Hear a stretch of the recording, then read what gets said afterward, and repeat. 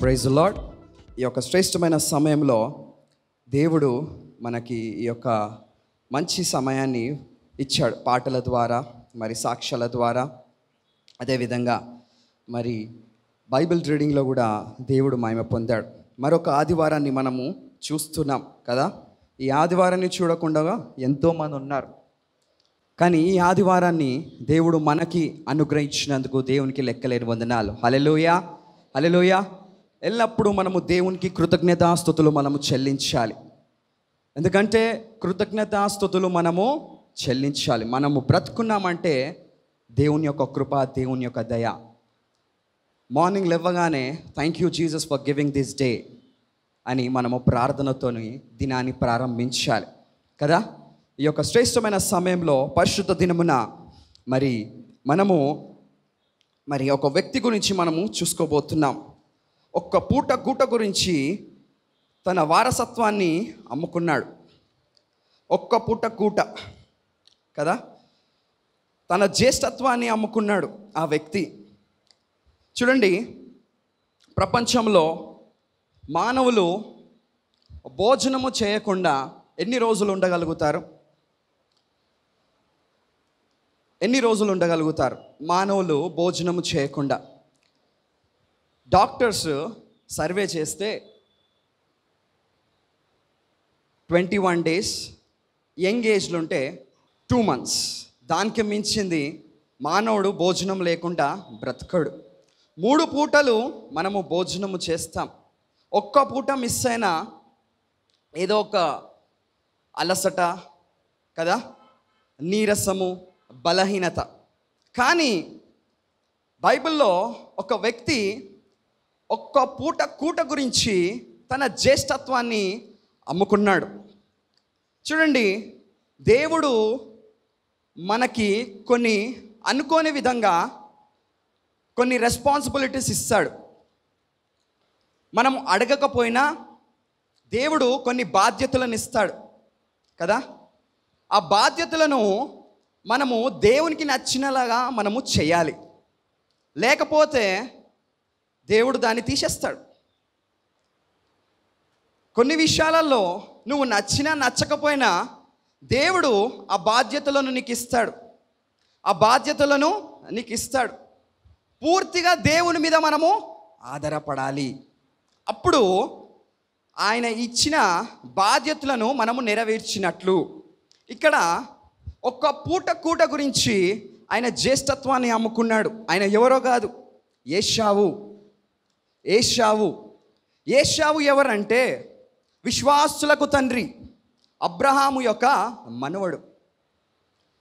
అబ్రహాము జీవితాన్ని మనం పరిశీలించినట్లయితే is one of the faithful person to God. ఆయన కుటుంబంని మనం పరిశీలించినట్లయితే ఆయనకి ఏకైక కుమారుడు. ఆయన పేరేంటి? ఇస్సాకు. ఆయన పేరు ఇస్సాకు. ఆ కుటుంబాన్ని మనం గమనించినట్లయితే ఆయన విశ్వాసాన్ని దేవుడు పరీక్షించాడు. అబ్రహాము విశ్వాసాన్ని దేవుడు పరీక్షించి ఇస్సాకుని దేవుడు అనుగ్రహించాడు. చూడండి, ఇస్సాకు జీవితంలో బైబిల్ చరిత్రలో మనం గమనించినట్లయితే is very perfect person to God. ఇస్సాకు జీవితాన్ని బైబిల్ చరిత్రలో మనం చూసినట్లయితే ఇస్సాకు ఒక్కటే వివాహం చేసుకున్నాడు, రెబెకాని. రెండు వివాహాలు చేసుకోలేదు. తన తండ్రి అయిన అబ్రహాము 2 వివాహాలు చేసుకున్నాడు. శారా చనిపోయినాక కెతురాను వివాహం ఆడాడు. దాని తర్వాత చూడండి, ఇస్సాకు మాత్రము ఓన్లీ ఒక స్త్రీని మాత్రమే వివాహం చేసుకొని నమ్మకంగా ఉన్నాడు బైబిల్ చరిత్రలో. హల్లెలూయా, హల్లెలూయా. ఎందుకంటే ఆదికాండము నుంచి ఓల్డ్ టెస్ట్ మనం గమనించినట్లయితే రాజులే కానీ లేకపోతే సేవకులే కానీ కొంతమంది భక్తులు 2 వివాహాలు చేసుకున్నారు. కానీ ఇస్సాకు మాత్రము ఆ విధంగా చేసుకోలేదు. ఈరోజు ఇస్సాకు కుమారుడు గురించి మనము చూసుకుందాం. ఇస్సాకుకి రెబెకాకు పుట్టిన 2 కౌల పిల్లలు. ఒక కుమారుడి పేరేంపో ఏశావు, మరి ఇంకొక కుమారుడి పేరేమో యాకోబు. చూడండి, ఈ యొక్క ఇస్సాకు 40 సంవత్సరాలకి వివాహమైంది. ఆయనకి 40 సంవత్సరాలకి ఆయనకి వివాహమైంది. అప్పటి వరకు ఆయన వివాహం కాలేదు. 40 సంవత్సరాల తర్వాత దేవుడు ఏర్పరిచిన రెబెకాని ఆయన వివాహం చేసుకుంటాడు. మానవుల యొక్క సిద్ధాంతం వేరు, కానీ దేవుని యొక్క సిద్ధాంతం వేరు. దేవుడు ఏర్పరిచాడు రెబెకాని దేవుడు ఏర్పరచుకొని ఇరువురిని జతపరిచి చూడండి, సంతానం విషయంలో ఎన్ని సంవత్సరాలు వాళ్ళు వెయిట్ చేస్తారో తెలుసా? ఇంచుమించు 20 సంవత్సరాలు. ఇస్సాకు 20 సంవత్సరాలు సంతానము గురించి ఆయన వెయిట్ చేస్తాడు. ఈ లోకంలో ఉన్న మానవులు మనము 1 సంవత్సరం కాగానే ఏమైంది దేవా అని దేవుణ్ణి క్వశ్చన్ చేస్తుంటాము. 2 సంవత్సరాలు, 3 సంవత్సరాలు. బహుశా ఆయన కూడా చూడండి, ఇస్సాకు పుట్టినాక ఆయనని బలి ఇయ్యడానికి మొరియా పర్వతానికి తీసుకెళ్తాడు. మొరియా పర్వతాన్ని తీసుకెళ్తే ఇస్సాకు, మరి అబ్రహాముకి వాగ్దానాలన్నీ నెరవేర్చావు కదా, నాకు సంతానము లేదని ఆ పర్వతం మీదకి ఎక్కి ఆయన మొర పెడుతుంటాడు దేవునికి. 40 సంవత్సరాలకి నాకు వివాహమైంది, ఇంచుమించు 20 సంవత్సరాలుగా నాకు సంతానము లేదు అని బాధపడుతుంటాడు. రెబెకా కూడా బాధపడుతుంటుంది. అప్పుడు ఆ సమయంలో దేవుడు రెబెకాకి రివీల్ చేస్తాడు. ఆమె ప్రార్థన చేస్తుంటే ఆమెకు చెప్తాడు. ఏమని చెప్తాడో తెలుసా? నీ యొక్క కడుపులో there were 2 nations, 2 జనాంగములు నీ యొక్క కడుపులో పుట్టబోతున్నాయి. 2 వర్గాల వాళ్ళు నీ యొక్క కడుపులో పుట్టబోతున్నారు. కడుపులో పోట్లాడుతున్నారు, 2 కౌల పిల్లలు అని దేవుడు ఆమెకి దర్శనము ద్వారా చూపిస్తాడు. చూడండి, ఇంచుమించు 20 సంవత్సరాలుగా ఇస్సాకు రెబెకా బాధపడుతుంటారు, సంతానము లేకుండా. ఆ సమయంలో దేవుడు ఇస్సాకు 60 సంవత్సరాలు ఉన్న తర్వాత దేవుడు 2 కౌల పిల్లలని దేవుడు అనుగ్రహిస్తాడు. హల్లెలూయా. 2 కౌల పిల్లలకు ఏం పేర్లో తెలుసా? ఏశావు, యాకోబు. ఏశావు ఏ విధంగా పుడతాడంటే, రొమ్ములు గలవాడు, ఆయనకి శరీరం అంతా ఎంట్రుకలు, ఈజ్ లిటిల్ బిట్ రెడిష్, ఎర్రగా ఉంటాడు. మరి ఈ యొక్క యాకోబు ఏమో స్మూత్గా, నీట్గా, క్యూట్గా ఉంటాడు. చూడండి, 2 జనాంగములు ఆ కడుపులనే పోట్లాట. చూడండి ఒక్కసారి ఆదికాండము 25వ అధ్యాయము 22, 23 వచనాలను మనం చదువుకుందాము. ఆమె గర్భములో శిశువులు ఒకరితోనొకడు పెనుగులాడిరి గనక ఆమె ఇలాగైతే నేను బ్రతుకుట ఎందుకని అనుకొని ఈ విషయమై యెహోవాను అడగవెళ్ళెను. అప్పుడు యెహోవా ఆమెతో నిట్లనెను, 2 జనములు నీ గర్భంలో కలవు, 2 జనపదములు నీ కడుపులో నుండి ప్రత్యేకంగా వచ్చును. 1 జనపదము కంటే 1 జనపదము బలిష్టమై ఉండును, పెద్దవాడు చిన్నవానికి దాసుడగును అనెను. రైట్, చూసారా అండి? గర్భంలో పెద్దవాడు చిన్నవాడికి దాసుడగును. చూడండి, వీరిద్దరూ పుట్టకముందే దేవుడు యాకోబును ప్రేమిస్తున్నాడు. వీరిద్దరూ పుట్టకముందే దేవుడు ఎవరిని ప్రేమిస్తున్నాడు?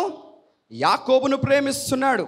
పెద్దవాడంట చిన్నవాడిని యొక్క కాలు పట్టుకుంటాడంట. షీ ఈజ్ స్ట్రగ్లింగ్, ఆమె బాధపడుతుంది. పిల్లలు లేరు అని అంటే దేవుడు 2 కౌల పిల్లలని దేవుడు కడుపులో పెట్టాడు. చూడండి, ఆ కడుపులో పోట్లాట 2 అన్న తమ్ముళ్ళకి పుట్టకముందే దేవుడు సెలవిస్తున్నాడు రెబెకాకి. ఏమని? 2 జనాంగములు నీ యొక్క కడుపులో ఉన్నారు, వాళ్ళు పోట్లాడుతున్నారు. నేను యాకోబునే ప్రేమిస్తాను కానీ ఏశావును ప్రేమించను. ముందుగానే దేవుడు తన ప్రణాళికను రెబెకాకి ఇచ్చేస్తున్నాడు. చూడండి, మరి 60 సంవత్సరాలకు ఇద్దరికి మరి ఇద్దరు కౌల పిల్లలు పుడతారు. ఆ సమయంలో దేవునికి వాళ్ళు థ్యాంక్స్ చెప్తారు. చెప్పిన తర్వాత ఇప్పుడు మనము ఏశావు గురించి మనము చూసుకోబోతున్నాం. ఏశావు గురించి. ఏశావు రొమ్ములు గలవాడు, ఎర్రగా ఉన్నవాడు, రొమ్ములు గలవాడు. ఈ యొక్క ఏశావు జీవితాన్ని మనం పరిశీలించినట్లయితే దేవునికి అయిష్టంగా నివసించాడు, దేవునికి ఇష్టము లేకుండా నివసించాడు, దేవునికి వ్యతిరేకంగా నిలబడ్డాడు. ఈయన వేటగాడు అడవిలలో తిరుగుతూ వేటాడుతూ మరి అక్కడ ఉన్న మృగాలను చంపి ఇంటికి తీసుకొచ్చేవాడు. చూడండి ఒక్కసారి 27, 28, 29 వచనం. ఆ చిన్నవారు ఎదిగినప్పుడు ఏశావు వేటాడుటయందు నేర్పరి అయి అరణ్యవాసిగా నుండెను. యాకోబు సాధువై గుడారములో నివసించుచుండెను. ఇసాకు ఏశావు తెచ్చిన వేట మాంసమును తినుచుండెను గనక అతని ప్రేమించెను. రెబ్కా యాకోబును ప్రేమించెను. ఒకనాడు యాకోబు కలగూర వంట కొనుచుండగా ఏశావు అలసిన వాడై పొలములో నుండి వచ్చి, నేను అలసియున్నాను, ఆ ఎర్రగానున్న దానిలో కొంచెము దయచేసి నాకు పెట్టమని అడిగాను. రైట్, చూసారా అండి? ఏశావు ఎవరంట? వేటగాడు. ఏశావు ఎవరు? వేటగాడు. మొదటి కుమారుడు. రెబెకాకి ఇస్సాకుకు జన్మించిన వ్యక్తి మొదటి కుమారుడు. ఆయన ఏశావు వేటగాడు. రెండో కుమారుడు యాకోబు సాధువుగా గుడారాలలో నివసిస్తున్నాడు. మరి పెద్దోడేమో తండ్రికి చాలా ఇష్టము, ఎందుకంటే ఆయన వేటాడి ఆయన తెచ్చిన మాంసముని తండ్రికి పెట్టేవాడు. చిన్నోడేమో యాకోబేమో తల్లి చాలా ఇష్టపడుతుంది, తల్లి చాలా ప్రేమిస్తుంది. చూడండి, మరి అప్పుడు ఒకనాడు యాకోబు ఏం చేస్తున్నాడంటే మంచిగా చిక్కుడుగాయల కూర వండుతున్నాడు. ఎర్రగా చిక్కుడుగాయల కూర ఆయన వండుతుంటే ఆ సమయంలో ఏశావు వేటగాడు, ఆయన వేటాడి అలసిపోయి ఇంటికి వస్తాడు. అప్పుడు చూడండి, యాకోబు ఎర్రగా మంచిగా ప్రిపేర్ చేస్తున్నాడు. ఏం కూర? చిక్కుడుగాయల కూర. నిజమే, చిక్కుడుగాయల కూర ఎర్రగా. కారం వేస్తేనే ఎర్రగా అవుతుంది, కారం వేయకపోతే ఎర్రగా కాదు కదా. అక్కడ యాకోబు ఏం చేశాడంటే కారం వేసి ఎర్రగా చూడగానే తినబుద్ధి అవుతుంది. మనం కూడా ఎవరన్నా వండితే చికెనే కానీ మటనే కానీ ఎర్రగా ఉన్నదంటే ఎప్పుడు కడుపులో పోవాలరా అని చూస్తారు కదా. అన్ని కూరలు చూసింది వేరు, చికెన్ 65 చూసింది వేరు కదా. అన్ని కూరలు చూసింది వేరు, చికెన్ 65 చూసింది వేరు. ఎందుకు? అది ఎర్రగా ఉంటుంది కదా. అది చూడగానే అబ్బా తినాలా అని ఆశపడుతుంది.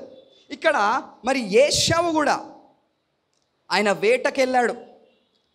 వేటకెళ్ళి ఆయన అలసిపోయి ఇంటికి వస్తాడు.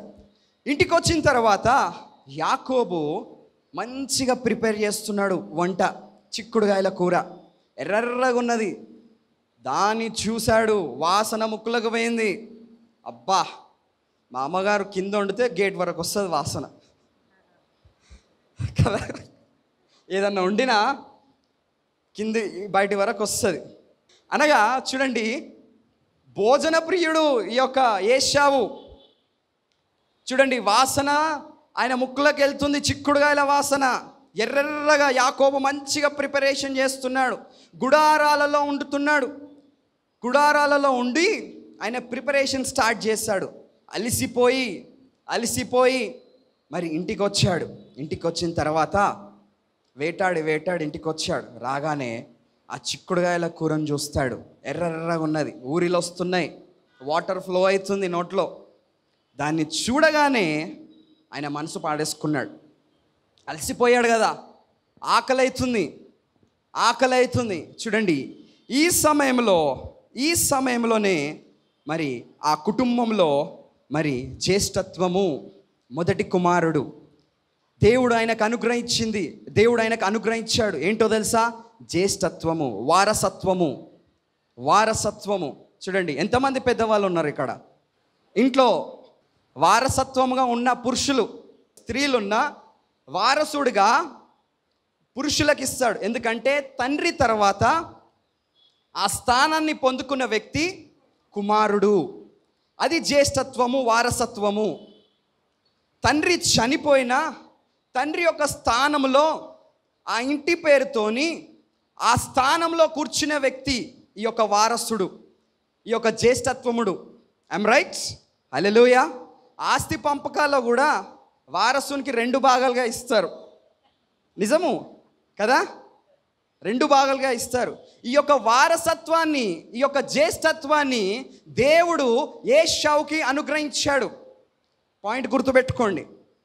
జ్యేష్ఠత్వాన్ని దేవుడు అనుగ్రహించాడు. మొదటి వ్యక్తి చూడండి, యాకోబు రెండవ వాడు.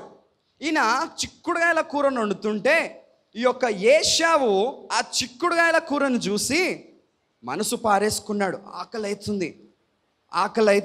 చూడండి 30 వచనము, 31, 32. నేను అలసి ఉన్నాను, ఆ ఎర్రగానున్న దానిలో కొంచెం దయచేసి నాకు పెట్టమని అడిగాను. అందుచేత అతని పేరు ఏదోము అనబడెను. అందుకు యాకోబు, నీ జ్యేష్ఠత్వము నేడు నాకిమ్మని అడగగా ఏశావు, నేను చావబోచున్నాను గదా, జ్యేష్ఠత్వము నాకెందుకనేను. రైట్. చూడండి, ఇక్కడ ఏశావుకి ఆకలి స్టార్ట్ అయింది. ఆ కూరను చూసే లోపట రుచికరమైన పదార్థము చిక్కుడుగాయల కూర. ఏశావు దాన్ని చూడగానే ఆయన మనసు పారేసుకున్నాడు, ఆకలిగా ఉన్నాడు. అప్పుడు యాకోబుతో అంటున్నాడు, ఏమంటున్నాడో తెలుసా? నేను ఆకలితోనున్నాను, నాకు ఆ కూరను పెట్టావా? చూడండి, యాకోబు ఏమన్నాడో తెలుసా? నీ యొక్క జ్యేష్ఠత్వాన్ని నాకు ఇచ్చేసేయ్, నాకు అమ్మేసేయ్ అని యాకోబు సెలవిస్తున్నాడు. ఏశావు మాత్రం ఆకలి మీద ఉన్నాడు. వేటలో అలసిపోయి వేటాడుతూ చూడండి ఆకలి మీద ఉన్నాడు. అప్పుడు యాకోబు, నీ యొక్క జ్యేష్ఠత్వము నాకు ఇచ్చేసేయ్, ఈ యొక్క కూర నీకు ఇచ్చేస్తాను అని చెప్పే లోపట ఏశావు ఏం ఆలోచించాడంటే, నేను చనిపోతాను కదా, ఈ జ్యేష్ఠత్వము నాకెందుకు? వేటలో ఎట్లనైనా నేను చనిపోతాను కదా, ఈ జ్యేష్ఠత్వము నాకెందుకు అని ఆలోచించాడు.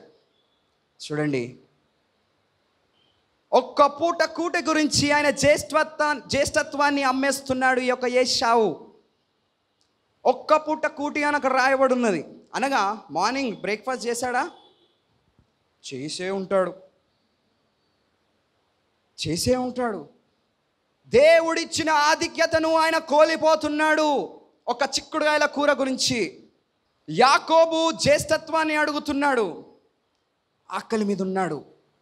ఏశావు, నేను చనిపోతాను కదా, నాకెందుకు ఈ జ్యేష్ఠత్వము అని ఏం చేశాడు? యాకోబుకి అమ్మేశాడు. చూడండి, దేవుడు మనకి కొన్ని రెస్పాన్సిబిలిటీని మనం అనుకోము, పుట్టినప్పుడే మనకి ఇచ్చేస్తాడు. నువ్వు ఇది ఉపయోగించుకో అని. పాస్టర్ గారు ఉన్నారు, ఆయనకి కొన్ని రెస్పాన్సిబిలిటీస్ ఇచ్చాడు దేవుడు. ఏం రెస్పాన్సిబిలిటీస్? పుట్టిన బిడ్డ కానుంచి చనిపోయిన వ్యక్తి వరకు అన్ని కార్యక్రమాలు చేయాలని కొన్ని రెస్పాన్సిబిలిటీస్ ఇచ్చాడు. ఆ రెస్పాన్సిబిలిటీస్ క్రమంగా పాస్టర్ గారు చేస్తున్నాడు కదా, అవి దేవుడిచ్చినవి, అవి దేవుడిచ్చిన రెస్పాన్సిబిలిటీస్. I'm right? హల్లెలూయా. అక్కగారు ఉన్నారు, ప్రిన్సిపల్ పోస్ట్లో కూర్చున్నారు. ఆమె పని ఏంటి? స్కూల్ని మొత్తము చెక్ చేయాలి. She has a responsibility. అందరిని క్రమంగా పెట్టడము, పిల్లలను క్రమంగా పెట్టడము, టీచర్స్ని చెక్ చేయడం కదా. ఆఫీస్లలో మీరు వెళ్తారు, మీ యొక్క మేనేజర్ ఉంటారు, లేదా మీరే మేనేజర్ లెక్క ఉంటారు. మీరు చేసే పనులలో మీ డ్యూటీ ఏంటి? చెక్ చేయడము. అనుకోము, కానీ దేవుడు మనకు అది ఇస్తాడు. ఏశావు జీవితంలో కూడా జ్యేష్ఠత్వంగా దేవుడు ఇచ్చాడు. కానీ ఆ జ్యేష్ఠత్వాన్ని ఆయన, వారసత్వాన్ని ఆయన అమ్మేస్తున్నాడు యాకోబుకి. మొదటి మనవడు అబ్రహాముకి, విశ్వాసులకు తండ్రి అయిన అబ్రహాము యొక్క మొదటి మనవడు ఆయన జ్యేష్ఠత్వాన్ని అమ్మేస్తున్నాడు యాకోబుకి. వారసత్వాన్ని ముందుకు తీసుకెళ్ళాలి. ఆ కాలంలో మొదటి కుమారుడుగా పుట్టడం చాలా అదృష్టము. ఈ కాలంలో కూడా ఉన్నది. మొదటి కుమారుడుగా పుట్టడము చాలా అదృష్టం. ఎందుకంటే కుటుంబం యొక్క బాధ్యతలను, కుటుంబం యొక్క వారసత్వాన్ని, కుటుంబం యొక్క జ్యేష్ఠత్వాన్ని, తండ్రి తర్వాత బాధ్యతలను తీర్చే వ్యక్తి మొదటి కుమారుడే. అలాంటి పొజిషన్, అలాంటి రెస్పాన్సిబిలిటీస్ ఏశావుకి ఇస్తే ఆయన ఏం చేస్తున్నాడంటే యాకోబుకి అమ్మేస్తున్నాడు. ఒక చిక్కుడుగాయల కూరను చూసి, ఎర్రెర్ర చిక్కుడుగాయల కూరను చూసి ఆకలితోనున్నాడు, అమ్మేశాడు. నేను ఎట్లయినా చనిపోతాను కదా, నాకెందుకు ఈ యొక్క జ్యేష్ఠత్వము? దేవునికి తెలియదా? తెలుసు. కానీ చూడండి, నేను చనిపోతా కదా, నాకెందుకు ఈ జ్యేష్ఠత్వము? చూడండి 33-34 వచనము.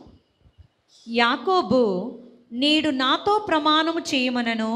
అతడు యాకోబుతో ప్రమాణము చేసి అతనికి జ్యేష్ఠత్వమును అమ్మివేయగా, యాకోబు ఆహారమును చిక్కుడుకాయల వంటకమును ఏశావుకిచ్చెను. అతడు తిని త్రాగి లేచిపోయెను.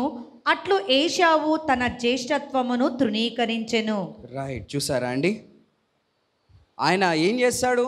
యాకోబు ప్రమాణము కూడా చేసుకున్నాడు, ఇచ్చేశాడు ఆయన జ్యేష్ఠత్వాన్ని. దేవుడిచ్చిన జ్యేష్ఠత్వాన్ని ఆయన ఇచ్చేశాడు. యాకోబు ఏం చేశాడంటే ప్రమాణము చేసుకున్నాడు ఏశావుతోని. ఆకలి మీద ఉన్నాడు కదా, ఏర్పడతలేదు ఆయనకి. ఆకలి మీద ఉన్నాడు కాబట్టి ఏర్పడతలేదు. ప్రమాణము చేసుకొని ఆయన జ్యేష్ఠత్వాన్ని ఆయనకి అమ్మేశాడు. అప్పుడు యాకోబు, చూడండి 34వ వచనం. యాకోబు ఆహారమును చిక్కుడుకాయల వంటకమును ఏశావుకిచ్చెను.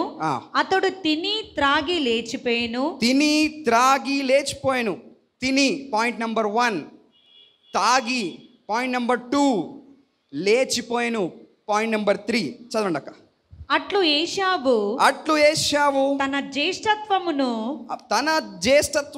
తృణీకరించెను. Point number 4. చూసారా?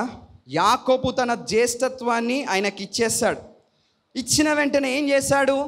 తిన్నాడు, తాగినాడు, లేచిపోయినాడు, లాస్ట్కి తృణీకరించాడు. He rejected it. చూసారా? ఒక్క పూట కూటి గురించి తన జ్యేష్ఠత్వాన్ని తమ్మునికి అమ్మేశాడు. ఇప్పుడు నేను ప్రశ్నిస్తాను, ఒక పూట కూటి ముఖ్యమా, జ్యేష్ఠత్వము ముఖ్యమా? బహుశా ఆ ప్లేస్లో మనం ఉంటే, ఆకలి మీద ఉంటే, ఒకసారి ఆలోచించండి. ఆ ప్లేస్లో మనం ఉంటే, ఏశావు ప్లేస్లో మనం ఉంటే, ఆకలి మీద ఉన్నాము. నాకు జ్యేష్ఠత్వం ఇచ్చేసేయ్ అంటారు. అప్పుడు ఏం చేస్తావు నువ్వు? This is the question to you. ఏమెన్నుకుంటావు? ఒక్కటే పూట కదా. నాకు అనిపించింది, ఏశావు ఒక్క పూట కూడా ఓర్చుకోలేదా?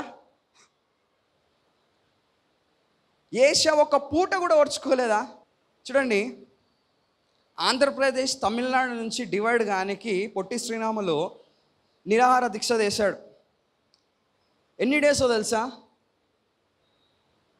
58 డేస్ ఆహారము తీసుకోకుండా పొట్టి శ్రీరాములు 58 రోజులు ఆయన నిరాహార దీక్ష చేశాడు. తమిళియన్స్ నుంచి ఆంధ్ర డివైడ్ కానికి. అనగా ఒక పూట ఆయన ఓర్చుకోలేకపోయాడా? చూడండి, నేను ఇంకొక విషయం చెప్తాను. ఈ యొక్క జ్యేష్ఠులు, దేవుడు జ్యేష్ఠులని ఎందుకు ఎన్నుకుంటాడంటే, యేసుక్రీస్తు ప్రభుల వారు రెండవ రాకడ సమయంలో ఆయనకి ఒక కుటుంబం కావాలి. ఆయన కొంతమంది ప్రజలను ఎన్నుకుంటాడు. ఆ ప్రజలు ఎవరో కాదు, జ్యేష్ఠులు. జ్యేష్ఠుల ద్వారా యేసుక్రీస్తు ప్రభుల వారు రెండో రాకడలో ఆయన వస్తాడంట. హల్లెలూయా. అలాంటి పొజిషన్ని ఏశావు రిజెక్ట్ చేశాడు. ఎర్రెర్రగా ఉన్న చిక్కుడుగాయల కూర గురించి ఆయన లోకాన్ని చూశాడండి. ఆయన లోకాన్ని చూశాడు. ఆయన వంశం ఏంటో తెలుసా? ఇద్దరు డివైడ్ అయిపోయారు. యాకోబ్ అంటే ఇజ్రాయెల్ దేశానికి చెందిన వ్యక్తి. ఏశావేమో ఇదోమీయులు. మన ఒబేద్య గ్రంథము మనం చదివితే అలా ఆ ఇదోమీయుల గురించి రాయబడి ఉన్నది, ఇదోమీయుల గురించి. కాబట్టి దేవుడు జడ్జిమెంట్ వాళ్ళకి ఇస్తాడు. కాబట్టి ఈ యొక్క ఏశావు చిక్కుడుగాయల గురించి ఆయన జ్యేష్ఠత్వాన్ని అమ్మేసుకుంటాడు. చూడండి, తిండి మొదటిగా తిన్నాడు.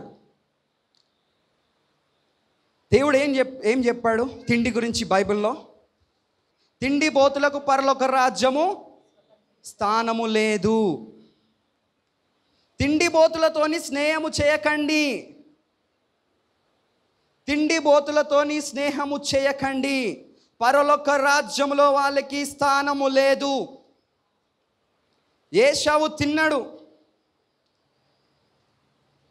చూడండి, బైబిల్ సెలవిస్తుంది, బాగా ఆకలిగా ఉన్నప్పుడు కడుపు మార్చుకోవాలి. ఒక చిట్క, వెయిట్ లాస్ అవుతాం. బాగా ఆకలిగా ఉన్నప్పుడు కడుపు మార్చుకోవాలి.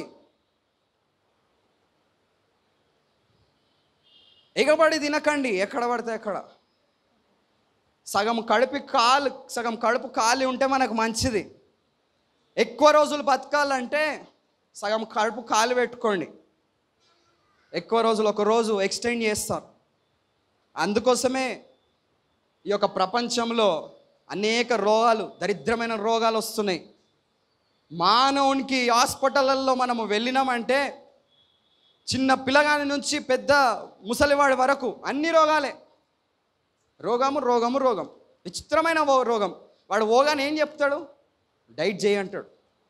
ఒకటే మాట, ట్యాబ్లెట్స్ ఇచ్చుకుంటే ఏమంటాడు? డైట్ చేయంటాడు. కరోనా వైరస్ కూడా చెప్పిండు డైట్ అని. కాబట్టి తిండి బోతులకు పరలోక రాజ్యము లేదు.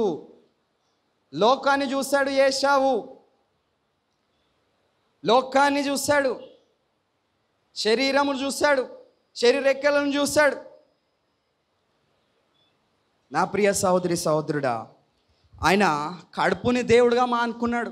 కొంతమంది మనుషులను చూస్తుంటాను, కడుపే దేవుడు. మా ఫ్రెండ్ ఒకడు ఉంటాడు, ఒక ప్యాకెట్ తినేస్తాడు, బిర్యానీ ప్యాకెట్. నాకు ఆశ్చర్యం అనిపిస్తుంది, అరే ఎట్లా తింటావు? అంత దూరం ఉన్నా నేను. ఒక ప్యాకెట్ తినేస్తాడు. ఏం దొరికింది, ఇంత మంచిగా ఉన్నది, కొంచెం ఉప్పు వేస్తే చాలు. పాపం ఏదో కష్టపడి వండింది ఆమె, కొంచెం ఉప్పు కారం వేస్తే చాలు అంటారు మళ్ళా కదా.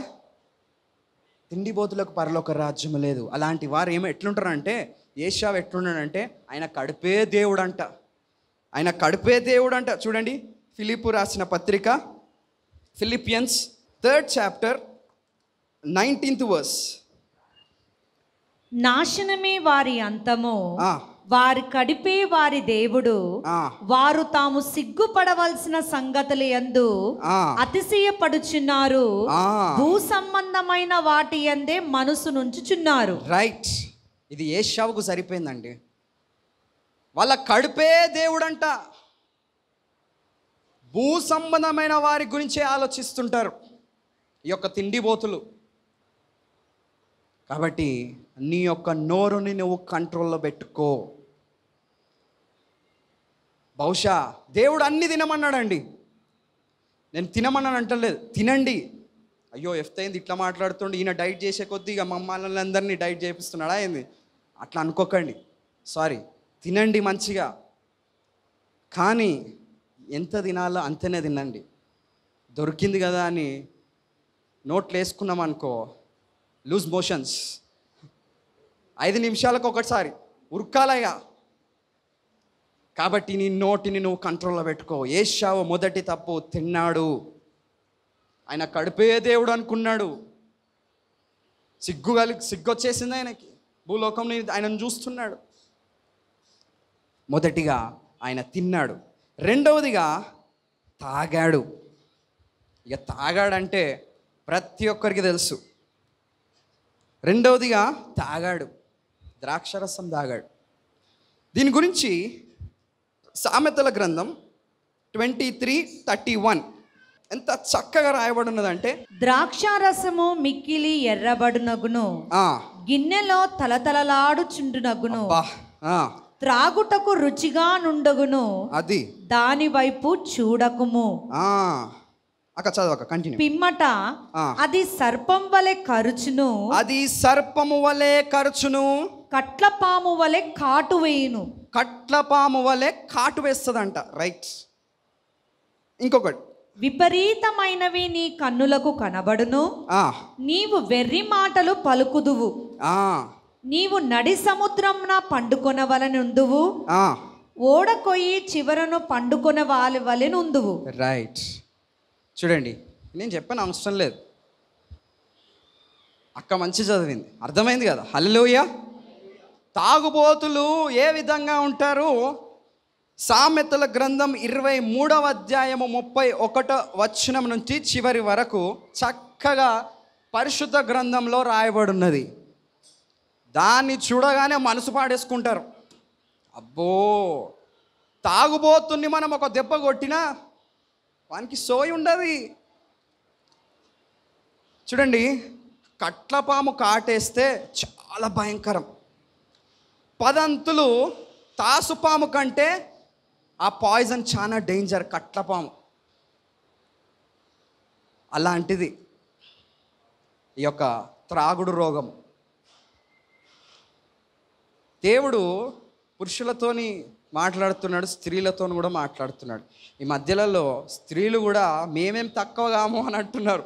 అన్ని రంగాలలో స్త్రీలు పోటీ పడుతున్నారు. I'm happy for that. చాలా సంతోషంగా ఉన్నది. కానీ ఈ త్రాగుడు దాంట్లో కూడా మేమేమి తక్కువగాము. చెప్పాను కదా, ఫ్యాషనబుల్గా అది తాగితే పాష్ అనగా, అరే నేను తాగుతున్నాను, నువ్వు తాగుతలేవా, అరే ఒక్క సిప్పు తాగు. కట్లపాము వలె ఉంటుంది. కాటేస్తే 2 అంతులుగా విషము లోపలికి వెళ్ళిపోతుందంట. జాగ్రత్త, తాగుబోతులు జాగ్రత్త. తాగేవారితోనే దేవుడు మాట్లాడుతున్నాడు. ఫస్ట్ తిన్నాడు, ద్రాక్షరసాన్ని తాగాడు. చూడడానికి మంచిగా ఉన్నది, చూడడానికి మంచిగా ఉన్నది. నిజమే. త్రాగుబోతుల గురించి మనం ఆలోచిస్తే వాళ్ళ కుటుంబంలో కదా, వాళ్ళ కుటుంబంలో పని చేయకుండా ఎంతగో శోధిస్తుంటారు. భార్యని, పిల్లలని కదా, భార్యలని, పిల్లలని బాధ పెడుతుంటారు, శోధిస్తుంటారు, కష్టపెడుతుంటారు. ఎవరు లాస్ అవుతారండి? ఆ కుటుంబమే లాస్ అవుతుంది. ఆయనకు ఆ మత్తులా ఏం చేస్తున్నాడో ఆయనకు తెలియదు. చివరి వచనం చదవక, లాస్ట్ది. నన్ను కొట్టినను నాకు నొప్పి కలగలేదు, నన్ను కొట్టినను నాకు నొప్పి కలగలేదు, నా మీద దెబ్బలు పడినను నాకు తెలియలేదు, నేనెప్పుడు నిద్ర మేల్కొందును, మరలా దాని వెతుకుదును అని నీవు అనుకుందువు. రైట్. చూసారా అండి, ఆయనను కొట్టినా కూడా నో సెన్స్, నొప్పి కలగదు. ఆయన ఏ టైంలో వాడుకుంటాడో తెలియదు, ఏ టైంలో లేస్తాడో కూడా తెలియదు. తాగుబోతుల పరిస్థితి ఇది. కాబట్టి నా ప్రియ సహోదరి సహోదరుడా, త్రాగుబోతులు ఎవరైతే ఇంకా మనసు మార్చుకోకుండా తాగుతున్నారో వాళ్ళకి ఒక హెచ్చరిక, మీరు మానేసేయండి, మానేసేయండి. మీ కుటుంబము చల్లగా ఉండాలంటే ఆ బాధ నుంచి మరి మీ కుటుంబము బాధపడకుండా మరి బయటికి రావాలంటే ఆల్కహాల్ మానేసేయండి, లిక్కర్ మానేసేయండి. అప్పుడు మీ కుటుంబము చల్లగా ఉంటుంది.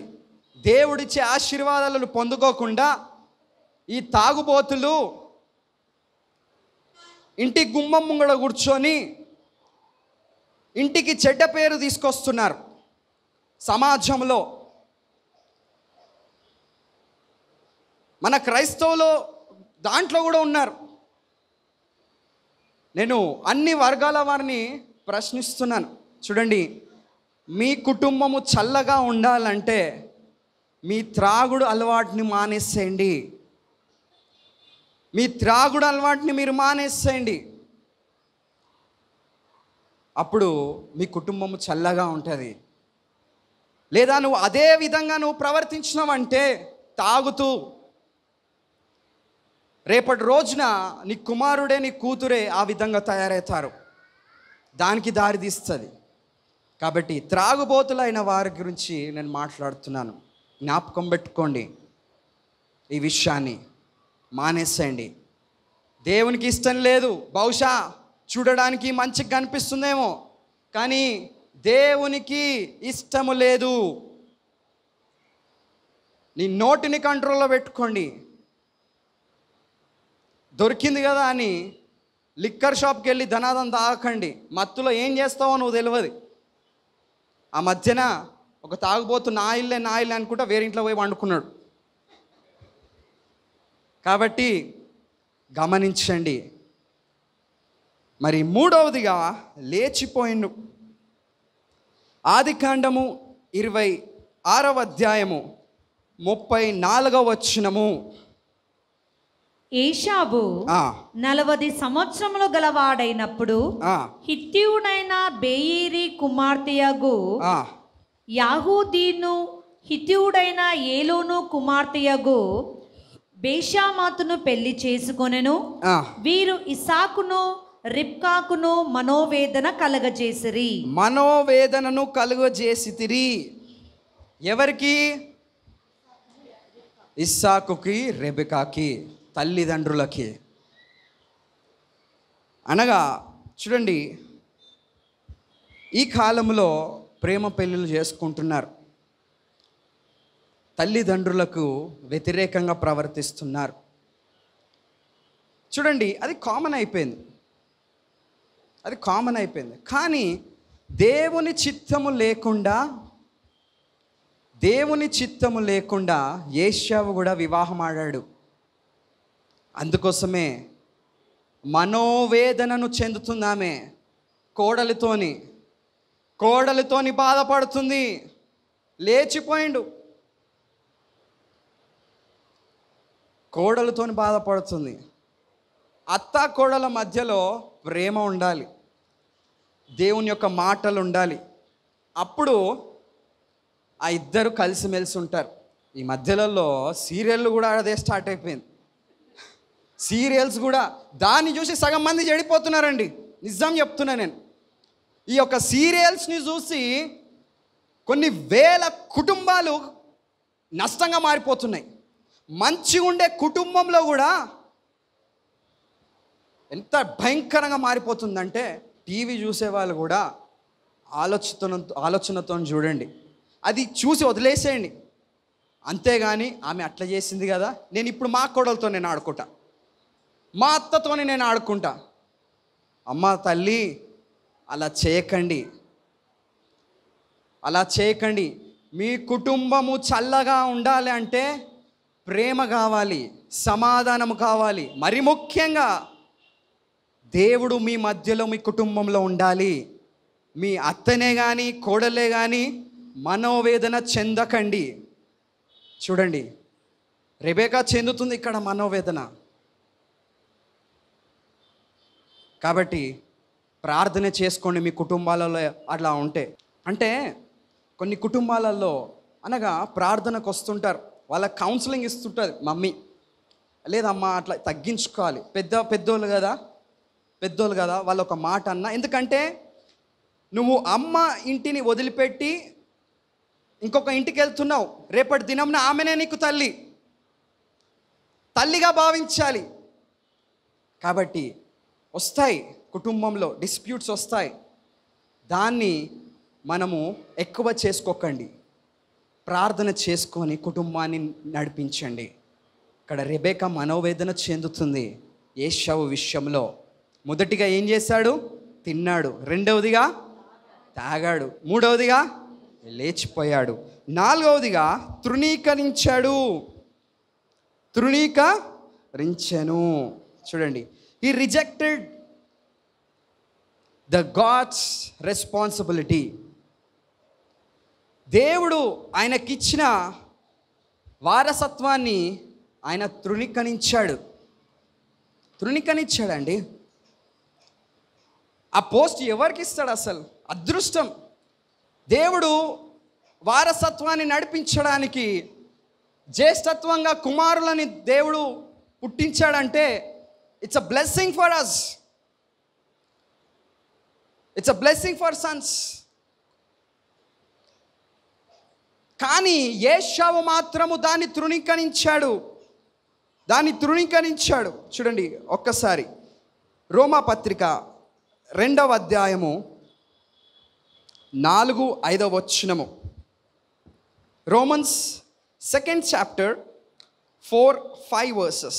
లేదా దేవుని అనుగ్రహము మారు మనసు పొందుటకు నిన్ను ప్రేరేపించుచున్నదని ఎరుగక ఆయన అనుగ్రహైశ్వర్యమును సహనమును దీర్ఘశాంతమును తృణీకరించెదవా?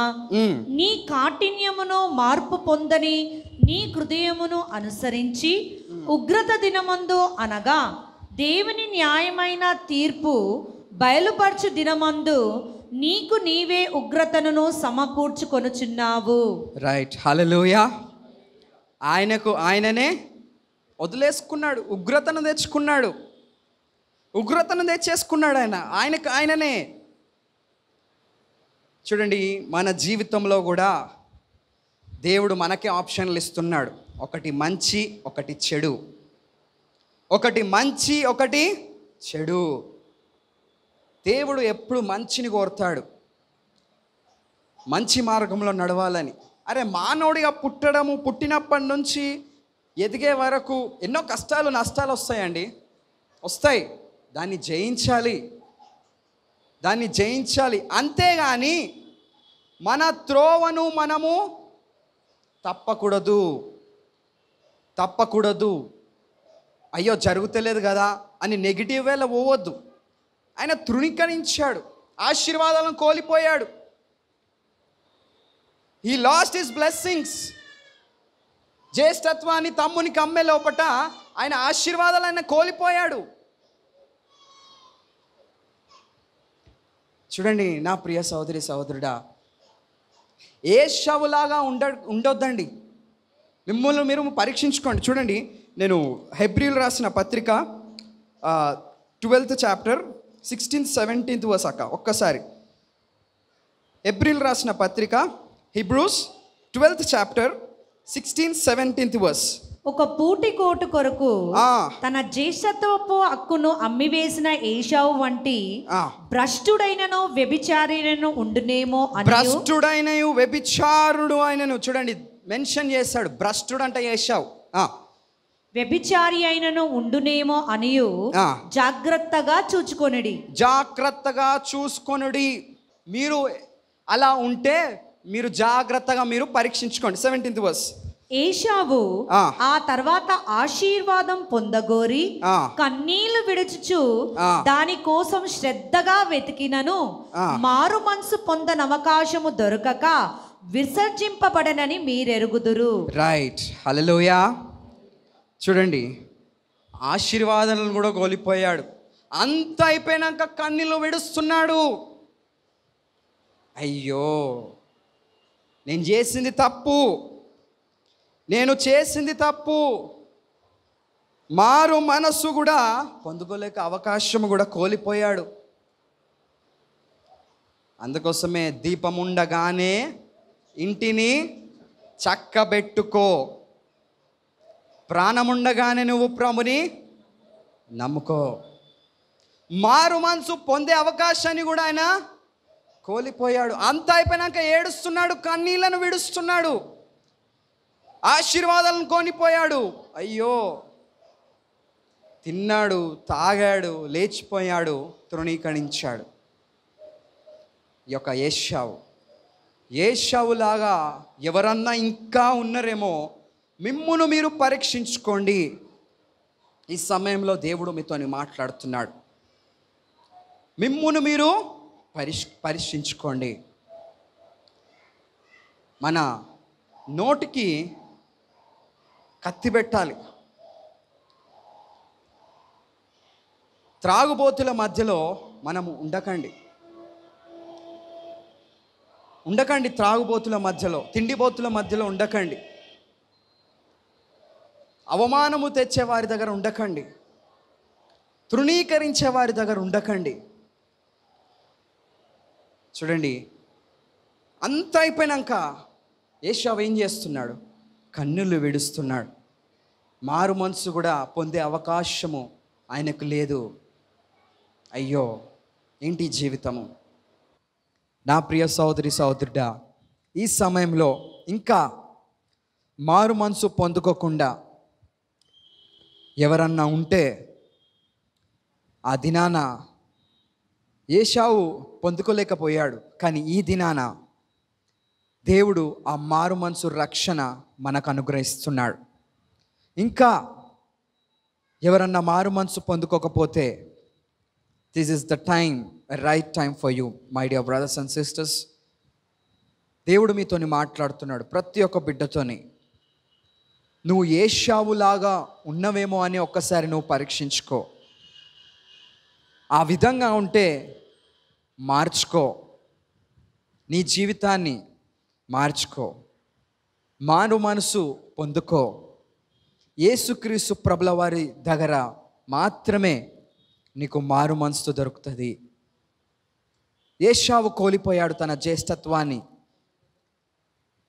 దేవుడు ఆయనకి వారసత్వాన్ని ఇస్తే, ఆ వారసత్వాన్ని ఆయన పొందుకోకుండా మరి తమ్మునికి ఆ వారసత్వాన్ని అమ్మేశాడు. He lost everything. ఆయన జీవితంలో అన్ని కోల్పోయాడు. మారు మనసు కూడా పొందుకోలేని అవకాశం కోల్పోయాడు. కన్నీళ్లను విడుస్తున్నాడు, ఏడుస్తున్నాడు, బాధపడుతున్నాడు. ఇంకా ఎవరన్నా మారు మనసు పొందుకోకుండా ఇక్కడ కూర్చున్న వారితోని దేవుడు మాట్లాడుతున్నాడు. ఇంకా ఎవరన్నా ఉంటే మిమ్ములు మీరు మార్చుకోండి. అయ్యో, మారు మనసు ఏ విధంగా వస్తుందంటే, యేసు ప్రభుల ద్వారా మీకు మారు మనసు వస్తుంది. సిలువలో మన కొరకు బయలయ్యాడు. సిలువలో మన కొరకు ఆయన రక్తాన్ని కార్చాడు. నా పాపాల గురించి ఆయన బలయ్యాడు. ఆయన రక్తము ద్వారా మన పాపాలు క్షమించబడతాయి. ఇంకా ఏశావు లాంటి జీవితము ఎవరన్నా బ్రతుకుతే, ఎవరన్నా జీవిస్తే, మిమ్మును మీరు మార్చుకోండి, చూచుకోండి. మారకపోతే మారండి, మారు మనసు పొందుకోండి. మీ జీవితంలో గొప్ప అద్భుత కార్యాలు, ఆశ్చర్య కార్యాలు దేవుడు జరిపిస్తాడు. దేవుడి కొద్ది మాటలను దీవించి ఆశీర్వదించుగాక.